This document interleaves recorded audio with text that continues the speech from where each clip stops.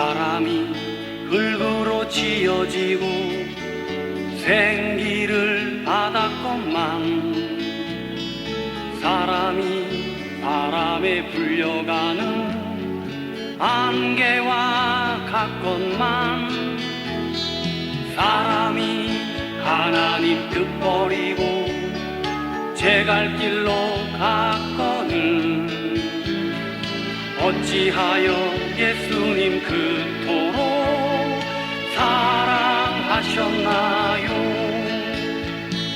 당신께서 십자가 지시고 사람의 죄를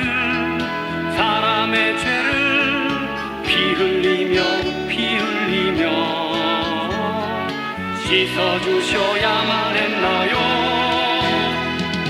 따를 수 없는 주님의 사랑이야 내 마음에 흐를 때마다 눈물이 흘러넘쳐요.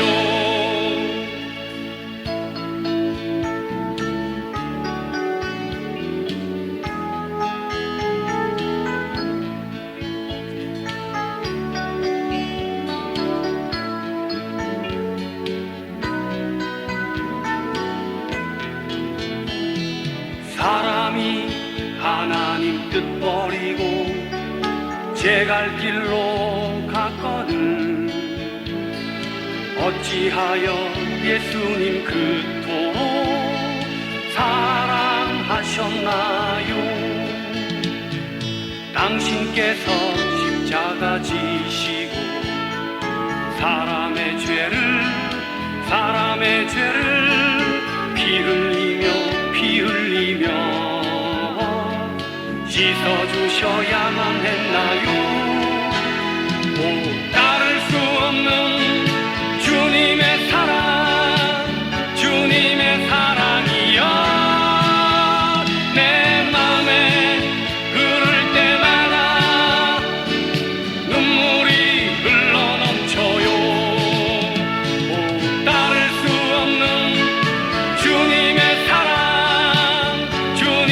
사랑이야 내 마음에 흐를 때마다 눈물이 흘러넘쳐요. 따를 수 없는 주님의 사랑이야 내 마음에 흐를 때마다. 안녕하십니까. 오늘은 제한받지 않으신 하나님 29번째 강의를 시작했습니다.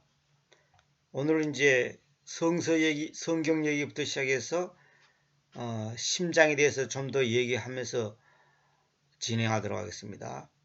성경은 하나님의 의지가 담긴 말씀을 문자로 표현되는 공간이다. 제가 적어놨죠.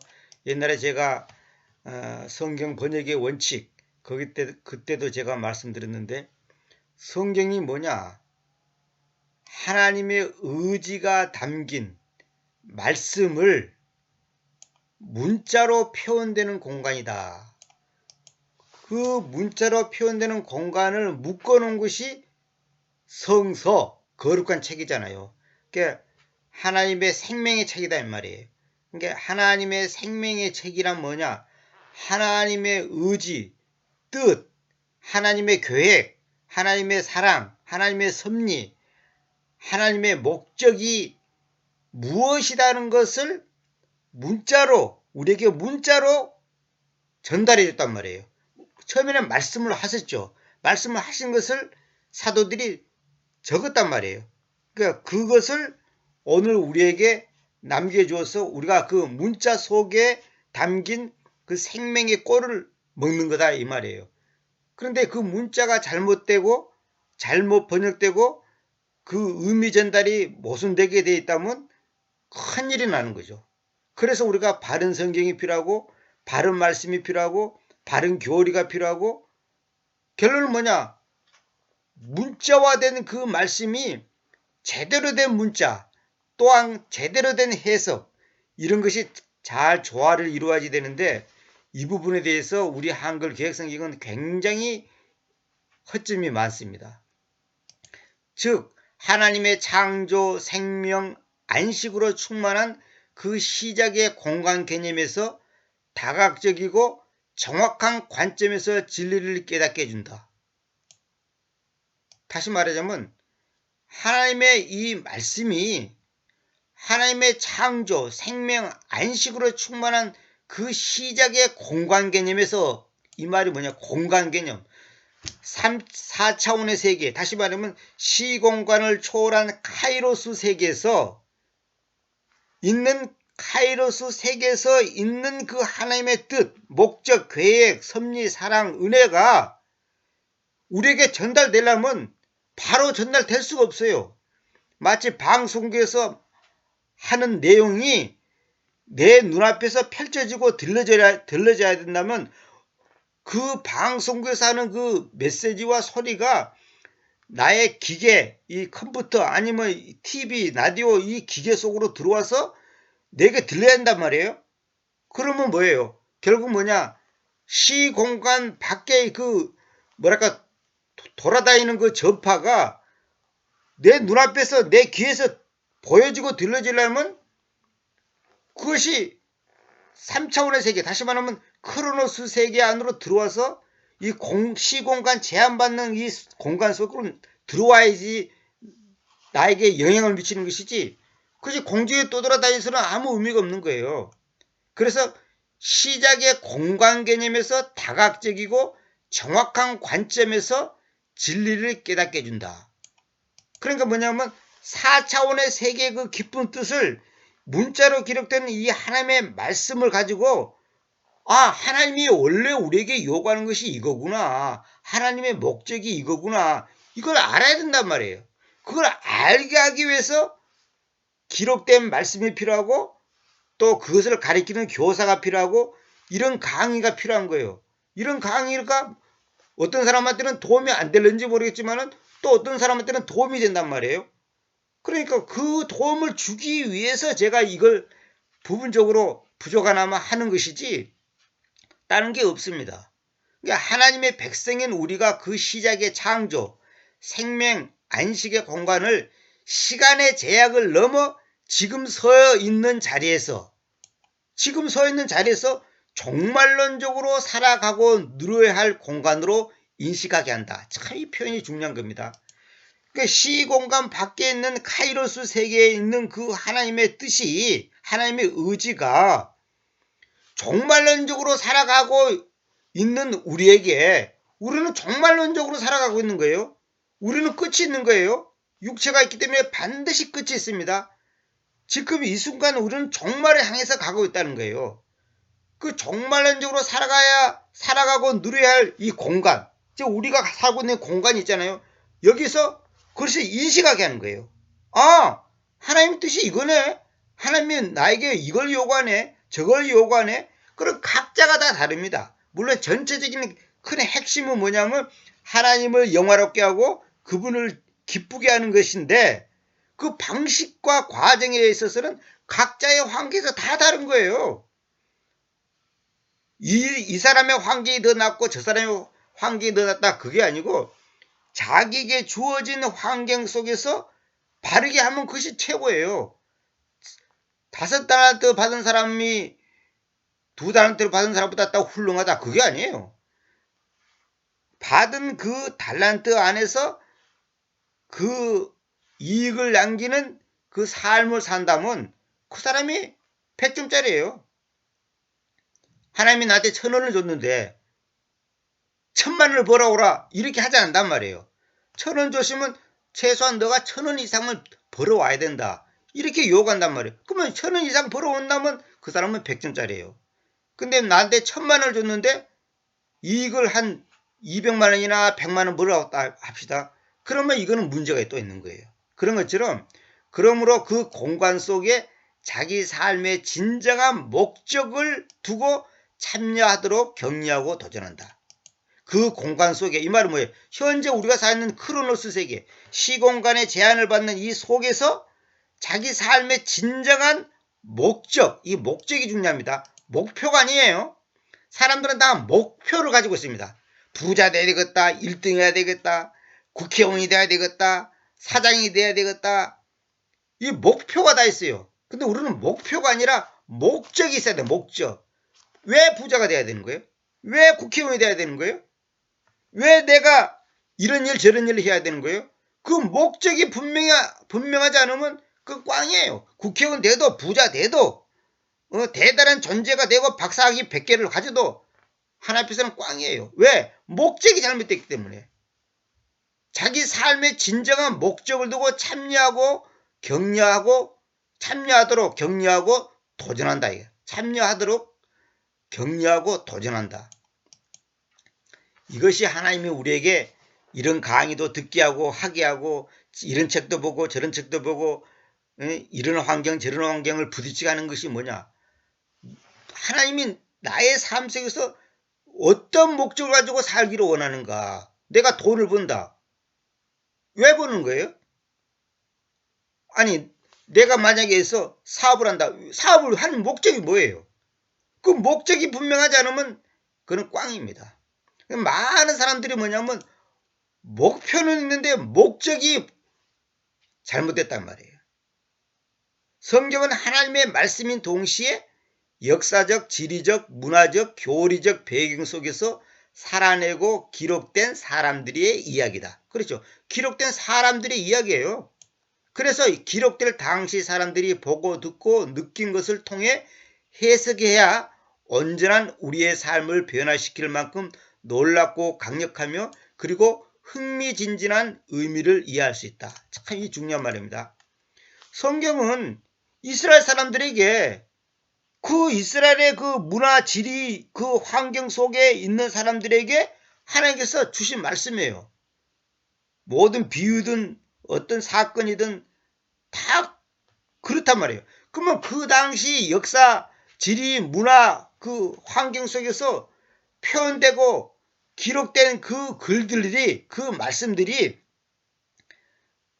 현재 사는 우리에게 어떤 영향을 주는가? 그것을 알려면 당시 사람들이 이 문장, 이 문법, 이 단어, 이 표현, 이 비유를 보고서 뭘 어떻게 보고 어떻게 듣고 어떻게 느꼈는가를 정확하게 해석을 해야지 오늘 우리에게 그 의미가 우리 삶을 변화시킬 만큼 놀랍고 강력하며 흥미진진한 의미를 이해할 수 있다는 거예요. 그렇지 않으면 소용없는 거예요.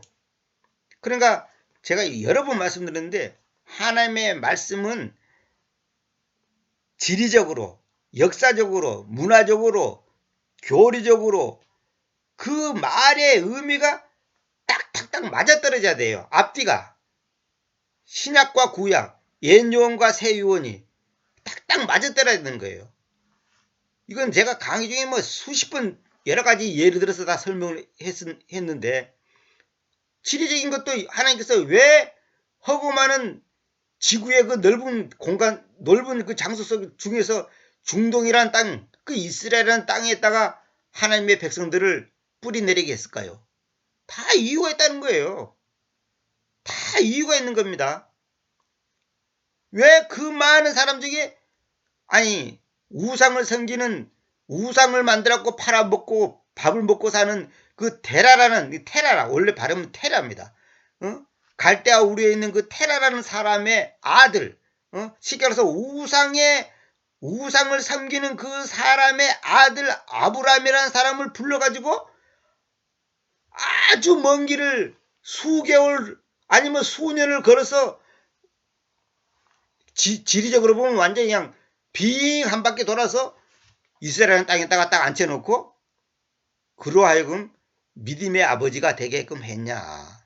이게 참 놀라운 겁니다. 이건 제가 이제 다른 강의에서도 여러 번 말씀드렸습니다만 요즘 제가 이사야를 강의하면서 그런 내용이 나와요. 그래서 제가 그 점에 대해서 제가 지난번에도 이사야 48장을 강의하면서도 굉장히 그 강조를 많이 했는데 어쨌거나 하여튼 하나님께서는 하시는 목적이 뭐냐. 결국은 오늘을 사는 우리에게 뭔가 하고자 하는 말이 있다는 거죠. 그걸 바르게 캐치하는 사람이 복된 사람이죠. 그러니까 많은 사람들이 성경을 이해되진 않지만 의무적으로 읽어야 할 책, 분석하고 공부해야 할 대상 또는 삶의 교훈을 얻는 자료 정도로만 생각한다. 이렇게 생각하면 이거는 성경이 생명의 말씀이 아니라 교훈책, 하나의 그 공자와 맹자하는 수준밖에 안 되는 거예요. 그러나 성경이야말로 이 땅에서 영적 세계를 대면할 수 있는 거룩한 땅임을 깨닫는다면, 이게 중요합니다. 이 땅에서 영적 세계를 대면할 수 있는 거룩한 땅, 성경을 하나의 땅으로 본다면 우리가 지금 영적 세계를 접해본 적 없잖아요. 우리가 천당 가봤습니까? 천사는 안 만나봤잖아요. 그런데 이 성경 속에, 문자 속에 기록된 이 생명의 말씀을 보면서, 들으면서 영적 세계를 마치 보는 것처럼, 듣는 것처럼 대면한다면 얼굴과 얼굴을 맞댄단 말이에요. 이걸 정확하게 하기 위해서는 뭐예요?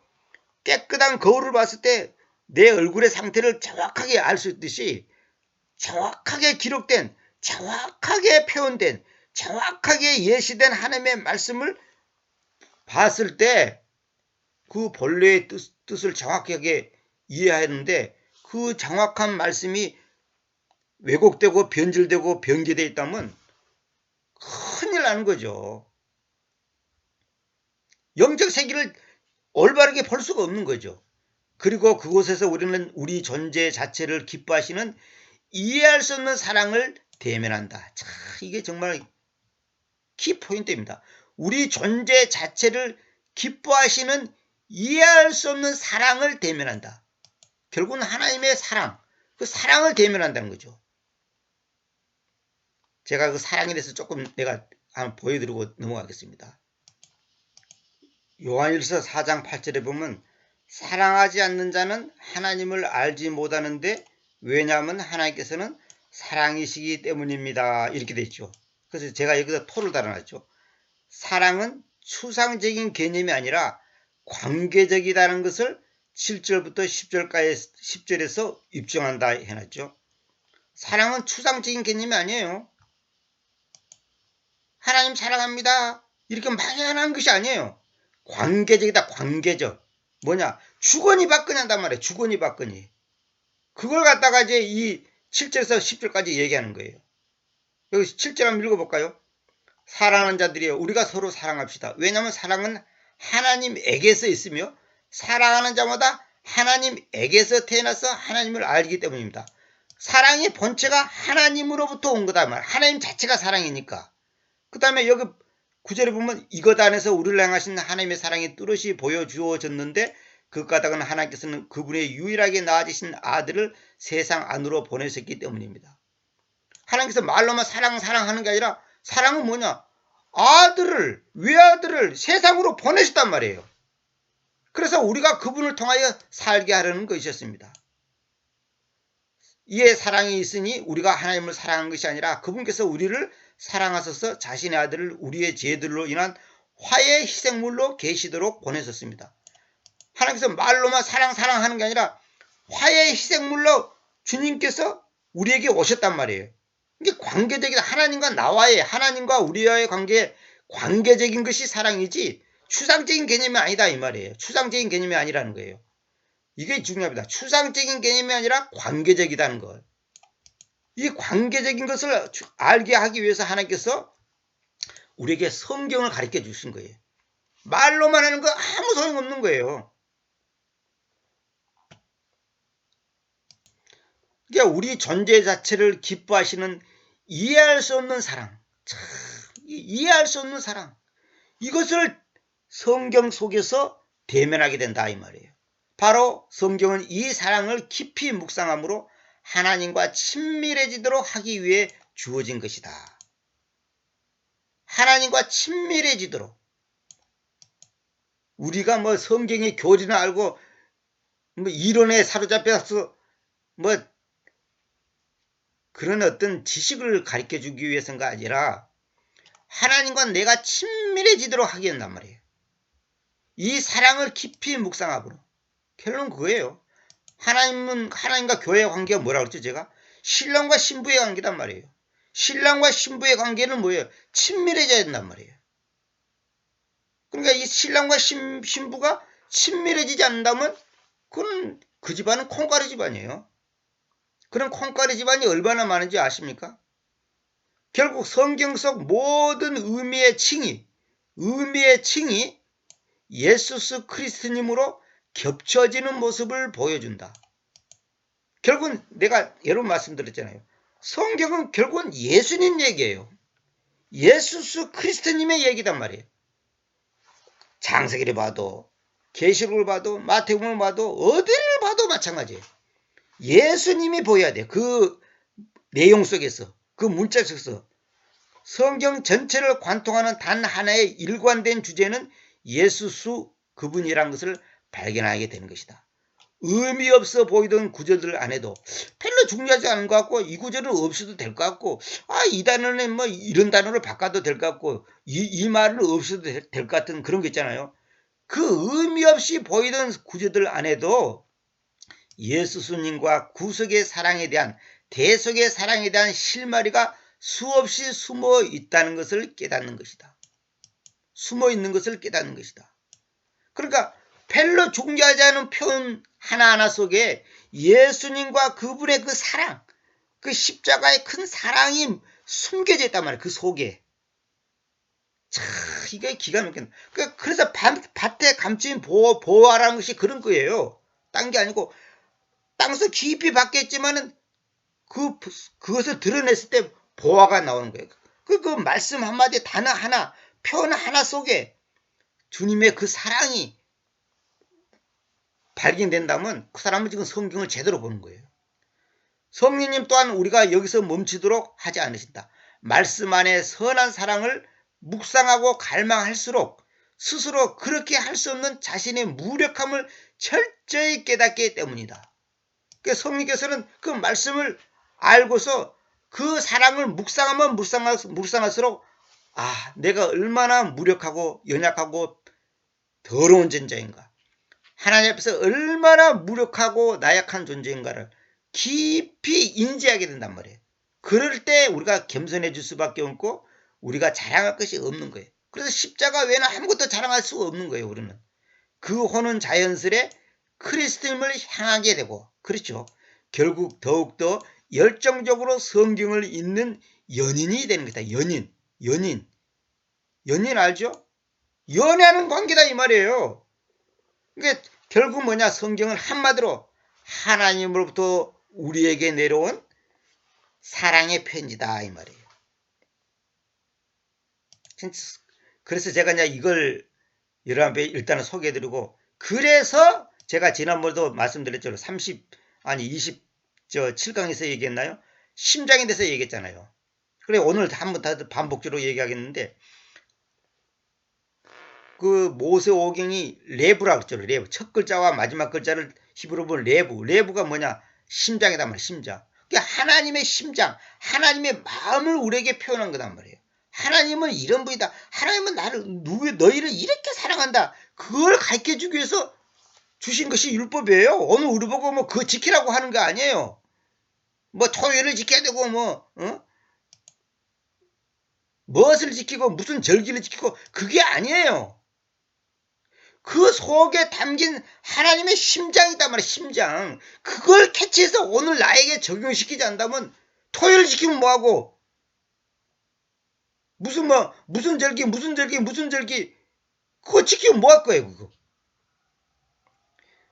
열왕기상 3장 9절 그러므로 님의 종에게 님의 백성을 심판하도록 이해하는 심장을 주소. 우리 목회자들이 강단에서 그 얘기 많이 하죠. 솔로몬이 지혜를 구했더니 하나님께서 지혜만 준 게 아니라 복도 많이 줘가지고 전에도 없고 후에도 없는 위대한 왕을 만들었다. 그런 얘기 했잖아요. 그래서 제가 이제 그걸 좀 바로잡아 주려고 여러분한테 얘기합니다. 솔로몬은 지혜를 구한 게 아닙니다. 물론 이제 지혜는 지혜지. 근데 성경은 뭐라 그러냐면 이해하는 심장을 주소. 이해하는 심장. 잘 보세요. 모세오경이 심장이라 그랬죠. 심장. 하나님의 심장이라 그랬죠. 근데 그 심장을 이해를 해야 한단 말이에요. 이해. 그 심장이 뭐냐? 마음이단 말이에요. 그 하나님의 마음을 이해를 못하면 무슨 의미가 있어요? 근데 우리 개정령에는 뭐라 됐냐면 옛날 개혁성경에는 지혜로운 마음을 주소서 이렇게 해놓고 이 계획 개정판에는 듣는 마음을 종에게 주사야 돼. 듣는 마음이 아니고 이 듣는 게 아니고 이해하는 심장, 이해를 해야 한단 말이에요. 이는 제가 좋은 것과 나쁜 것 사이에서 분별하려는 것입니다. 때문에 누가 능히 이러한 님의 그렇게 큰 백성을 심판할 수 있습니까? 그러니까 하나님의 심장이 뭐냐 이거, 하나님의 마음이 뭐냐 이거예요. 그러니까 하나님은 이 상황에서 어떻게 판단하실 건가, 그걸 이해하도록 하나님께서 하셨다는 거죠. 그래서 히브리인들은 심장을 인식과 판단의 중심으로 여긴다고 옛날에 창세기 6장 5절 제가 강의 여러 번 했죠. 근데 여기 보면 공동 번역에는 이해하는 심장은 뭐라고 번역했냐면 명석한 머리를 주소서 이렇게 해놨죠. 그다음 우리말 성경은 옳고 그름을 가려내는 마음을 주소서. 킹 음정은 깨닫는 마음을 주사 이렇게죠. 한글 킹은 냉철한 마음을 주시어 일어났죠. 전부 다 오역이단 말이에요. 아까도 말한 것처럼 그 말의 표현을 정확하게 이해한다니까. 왜 그래야 되냐? 그걸 내가 조금 이따 설명할게요. 그래서 말씀이 일관성이 있어야 되고 정확성이 있어야 한단 말이에요. 자, 10절 봅시다. 그런데 솔로몬이 이러한 것을 요구하였었던 그 연설이 주님을 유쾌하게 하였다. 그래서 하나님께서 그에게로 말씀하셨다. 너는 이러한 것을 요구해 왔어도 너 자신을 위해서 긴 생명, 오래 사는 거, 긴 생명을 요구하여 오지 않았으며 또한 너 자신을 위해서 부를 요구하여 오지도 않았고 너의 원수들의 생명을 요구하여 오지도 않았으며 다만 너 자신을 위해서 심판을 분별하려고 이해력을 요구해 왔기에 눈여겨보라, 내가 너의 말들에 따라 행해왔다. 참 놀랍죠. 행할 것이다 이렇게 하지 않고 행해왔다 그러죠. 완료용어를 표현하죠. 이건 뭐예요? 확실한 응답. 하나님께서 확실한 응답을 지금 강조하는 겁니다. 보라, 내가 너에게 지혜롭고 이해하는 심장을 주었다. 지혜롭고 이해하는 심장을 주었다 그랬죠. 그런데 전부 다 번역해서 다 어떻게 됐냐 보세요. 지혜롭고 총명한 마음을 준다. 또 지혜롭고 총명한 마음을 준다. 지혜롭고 총명한 마음을 준다. 또 이건 뭐냐면 슬기롭고 명석하게 되었다. 지혜와 슬기를 주겠다. 지혜롭고 분별한 마음을 줄 것이다. 또 킹음정은 지혜롭고 깨닫는 마음을 주었은즉, 또 한킹은 명석하고 현명하고 명철한 마음을 주었으니 전부 다 이렇게 해놨죠. 일관성이 없죠. 이렇게 번역하니까 이제 조금 있다가 내가 하고자 하는 말하고 이제 말이 안 맞는 거예요. 보세요. 지혜롭고 이해하는 심장을 주었다. 그래서 너를 앞서 너와 같은 자가 한 명도 없었고 너를 뒤이어 어느 누구도 너와 같이 일어나지 못할 것이다. 이게 일관성 있게 정확해야 됩니다. 왜 그러냐 봅시다. 솔로몬은 분명히 이해하는 심장을 구했다. 성경은 이해력이 사람 안에 없고 이 사람 밖에 있다고 말한다. 그리고 그 이해력은 오직 한 분 하나님이시다. 딱 그러놨죠. 자, 이해력은 하나님이에요. 성경의 지혜, 믿음, 말씀, 생명, 그게 다 하나님 자신을 말한 겁니다. 그래서 27강에서 제가 이런 얘기 했죠. 잠언 3장 5절을 설명하면서 너의 모든 심장을 가지고 그 주님 안에서 신뢰하라. 그리고 너 자신의 이해력에 기대지 말라 그랬죠. 그래서 성경은 이해력을 주신 이해하는 심장을 준다 그랬죠. 근데 뭐야? 이해력에 기대지 마라 그랬어. 근데 어떤 이해력이냐? 너 자신의 이해력. 그러니까 나로부터 나오는 그 이해하는 그것은 가치가 없다 이 말이에요. 내 머리로 이해되고 안 되고 그건 중요한 게 아니에요. 내가 이해되니까 아멘하고 이해 안 되니까 아멘 못하겠다. 그건 믿음이 아니지. 그 사람은 불신자지. 그건 아무것도 아니에요. 그거는. 너 자신의 이해력에 기대지 마라. 이 말 반대말은 뭐예요? 하나님의 이해력에 기대라 이 말이죠. 이게 중요한 겁니다. 제가 이걸 얘기하려고 지금 이 서론이 긴 거예요. 사람들은 자신들이 진리를 알고 있으면 영적 생활은 자동적으로 보장되는 것으로 생각한다. 천부당 만부당한 생각이다. 지식은 신적 개념과 상징을 다루는 것이지 실제 영적 생활에까지는 미칠 수 없다. 핵심은 심장이다, 마음이다 이 말이에요. 사고와 감정과 의지를 사용하는 것은 물리적 세계를 넘어선 영역에서, 즉 카이로스 세계를 가리키는데 이 영적 본질에 대한 다양한 표현일 뿐이다. 다시 말하면 우리가 뭘 생각하고 느끼고 행동하는 것은 물리적 세계를 넘어선 영역에서, 그러니까 하나님의 그 영역에서 있는 그것들을 우리가 표현하는 거예요. 표현. 이 영적 본질에 대한 다양한 표현이다. 그래. 표현. 그래서 여기 보면 너의 모든 길들 안에서 그분을 인정하라. 그러면 그분께서 내 행로들을 지도하실 것이다 그랬죠. 결론은 뭐냐? 모든 범사의 글을 인정하라. 그 계획성이 이렇게 됐죠. 그러니까 모든 길들 안에서 그분을 인정하라. 그 말은 뭐냐면 하나님이 하시는 일을 받아들이라 이 말이에요. 내가 죽고 사고 흥하고 망하고 건강하고 병들고 모든 것이 하나님의 계획과 목적 속에 다 포함되어 있는 거예요. 우리 마음대로 그것을 뭐 좋다 싫다 뭐 이건 받아들였습니다, 저건 안 받아들였습니다, 그건 다 하나님 앞에서 교만한 태도죠. 그래서 에베소서 3장 17절에 보면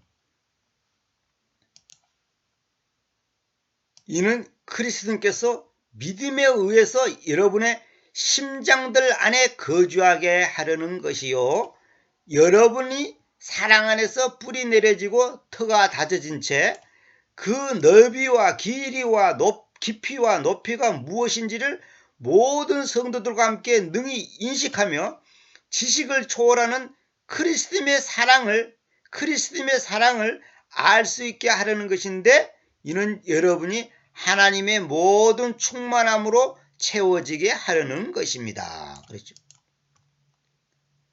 그 에베소서 3장의 그 앞뒤 문맥을 보면 주님께서 우리에게 믿음에 의해서 여러분의 심장들 안에 거주하게 하는 것이다. 주님께서는, 주님이 원하는 것은 뭐냐면 내 심장 속에, 내 마음 속에 거주하기를 원하는 것이 주님의 목적이에요. 그래서 우리를 보고 거룩하라, 깨끗하라, 회개하라, 믿음을 가지라 하는 것이 뭐냐?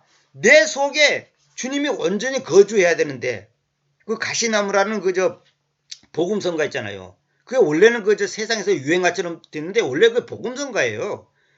내 안에 가시가 너무 많아서 주님께서 거할 수 없다는 그 노래 있잖아요.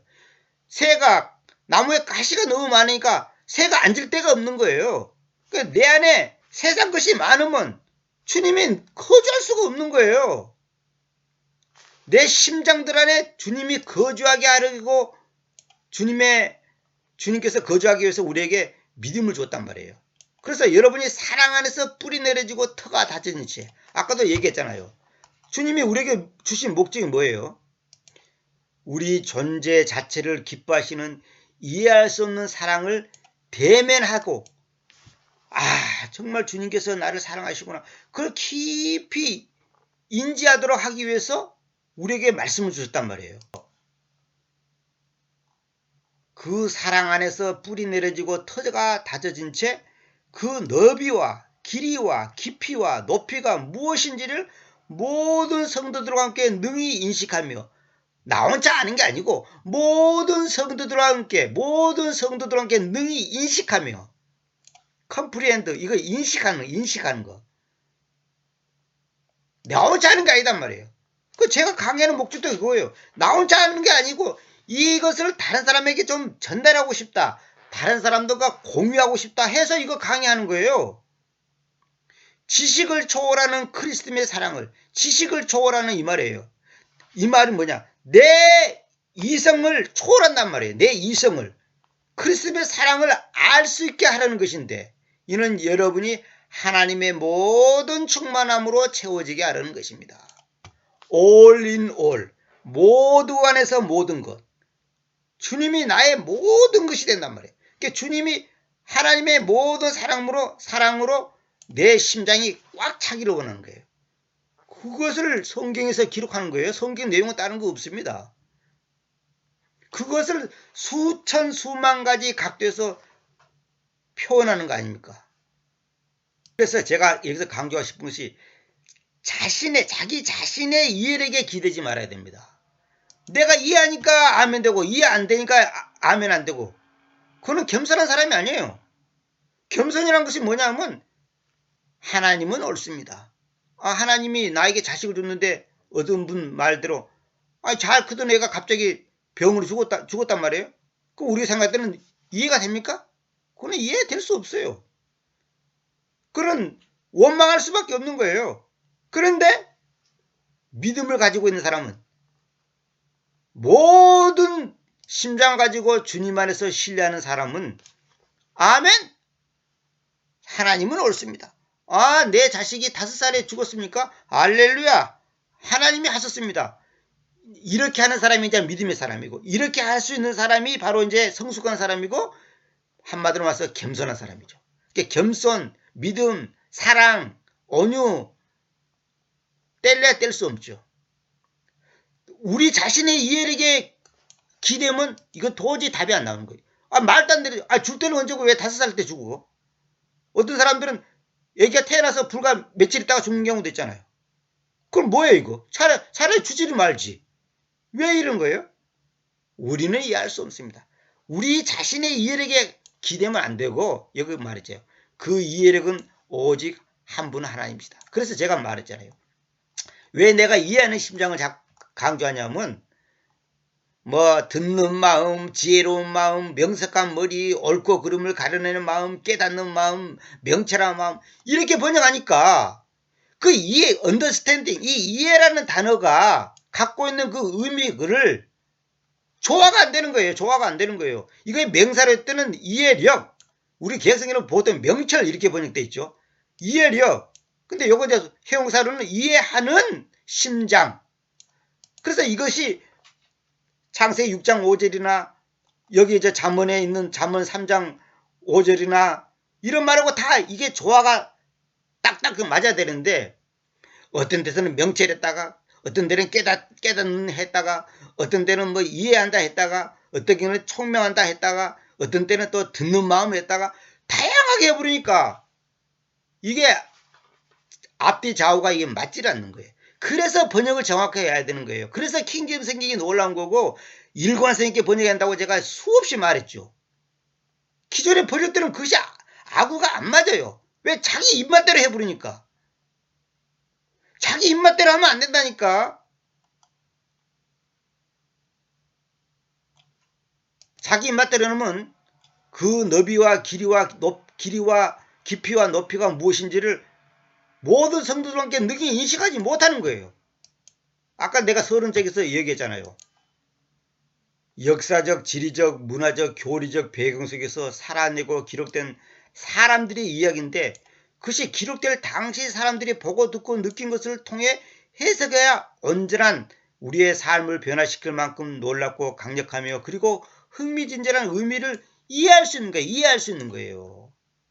그래, 이것이 일관성이 없고 정확성이 없어 버리니까 코에 고면 코골이, 귀에 고면 귀걸이가 돼버린 거예요.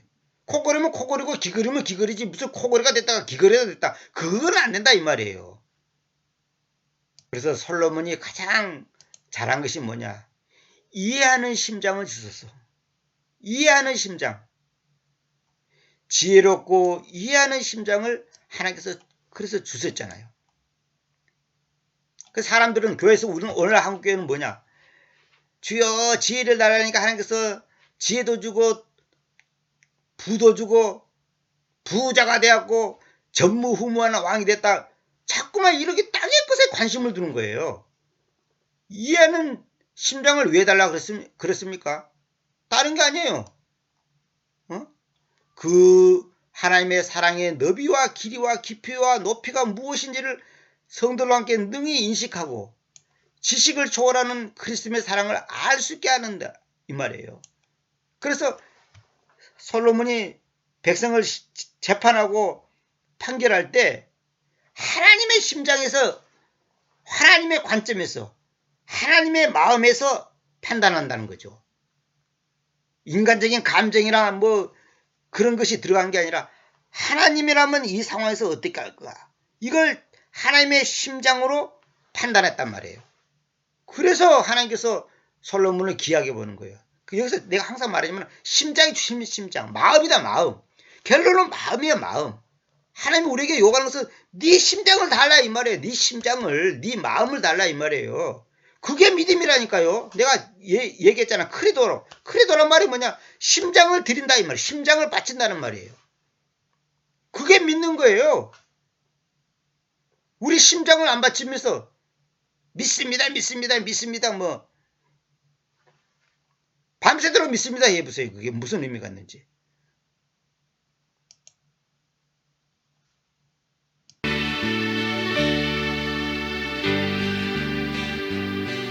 나의 가장 귀한 것은 나를 사랑하시는 주. 나의 가장 소중한 것은 나를 위해 죽으신 주. 정금보다 더 귀한 것, 나와 함께 하시는 주. 이 세상의 참 보배는 나를 인도하시는 주. 세상 친구 날 몰라도 주님은 날 아시네. 나를 위해 죽으셨네. 진실한 나의 친구. 예수보다 더 귀한 것 나에게는 전혀 없네. 천국 가는 그때까지 주님만을 따르리라.